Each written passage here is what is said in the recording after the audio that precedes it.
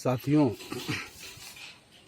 हमने आपदा में अवसर भाग एक यूट्यूब पर वीडियो डाला था, आप लोगों ने शेयर किया। ये आपदा में अवसर भाग 2 जैसा कि हमने पहले ही कहा था। साथियों, भारतीय संविधान में प्रतिष्ठा और अवसर की समानता की बात कही गई है। साथियों, अवसर की समानता देश के प्रत्येक नागरिक हो यह तो ठीक है, लेकिन क्या ये हमारा समाज इसकी इजाज़त देता है? क्या हमारे समाज में वो आधार है जिसमें सबको समान अवसर मिले? साथियों, जब हमारा समाज खुद अबराबर है, वर्गीय है, तो अवसर भी वर्गीय होगा, असमान होगा, चाहे किसी के पास कितना भी प्रतिभा योग्यता क्यों न हो जाए।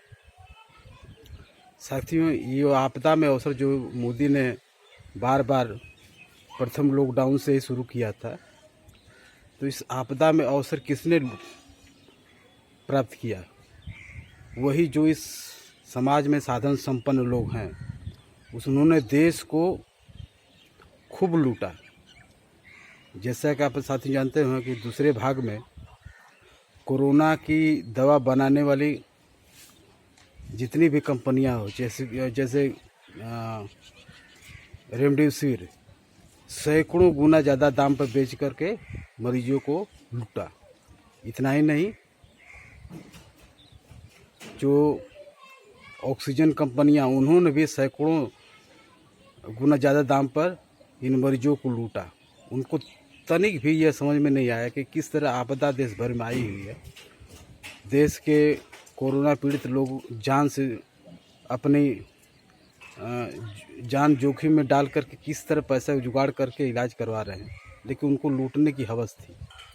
इतना ही नहीं साथियों, हॉस्पिटल से जुड़े हुए जो गाड़ियां, जो वाहन थे, उन्होंने भी खूब हिक भर भाड़ा वसूला उन कोरोना मरीजों से।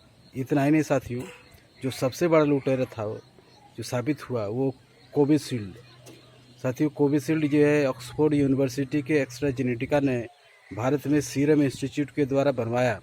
तो उन्होंने बनवाया, उसके लिए उन्होंने पैसा भी दिया और कच्चा माल भी दिया। और जब उत्पादन हो गया तब भारतीय लोगों पर टेस्ट करवाए जाते हैं। टेस्ट करवाने में कई लोग मारे गए। उन्हें किस तरह दिग्भ्रमित करके, किस लालच दे करके टेस्ट करवाया गया, कई लोगों की जान गई। जब वो टेस्ट में सफल हो गया तो किस तरह उन्हीं को बहुराष्ट्रीय कंपनियों ने, बहुराष्ट्रीय देशों ने दुनिया में कई जगह फ्री में बंटवाया। और भारत सरकार तो वाहवाही लूटती रही कि देखिए कैसे हमने मानवता के लिए दुनिया में कोरोना बांट रहे हैं। लेकिन जब भारत में ही कमी किल्लत हो गई तो उन्हीं देशों ने जो पहले जो है कोरोना का टीका अपने देशों में विकसित कर लिया था, अपने नागरिकों को दे दिए थे, उन लोग भारत में बेचने के लिए आ गए। स्वाभाविक है वो लूटेंगे ही। जैसे रूस की स्पुतनिक हो गई या अमेरिका की टीका हो गया, उनका उद्देश्य उत्पादन इसीलिए करते कि वो दूसरे देशों को बेचकर लाभ उठाए। इतना ही नहीं, उन्होंने ऑक्सीजन भी दिया। जो भारत सरकार बोल रही थी कि जो है आत्मनिर्भरता पहले लॉकडाउन से एकदम माला जप रही है, तो फिर हमारे देश में कमी किल्लत क्यों होगी कि दूसरे देशों के टीका पर या ऑक्सीजन सिलेंडर पर निर्भर न होना पड़े। वो भी फेल हो गया। दूसरी बात है, आप कोविशील्ड का देख लीजिए। कोविशील्ड ने जो है केंद्र सरकार को 150 रुपये में, राज्य सरकार को 300 रुपया में और प्राइवेट हॉस्पिटल को 600 रुपये में बेचने का ऐलान किया।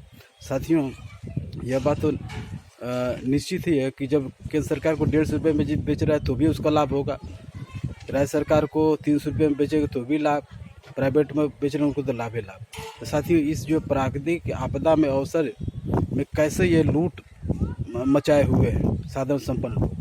साथियों, ये इसके इसलिए नहीं, उसके लिए व्यक्तिगत रूप से जिम्मेदार है।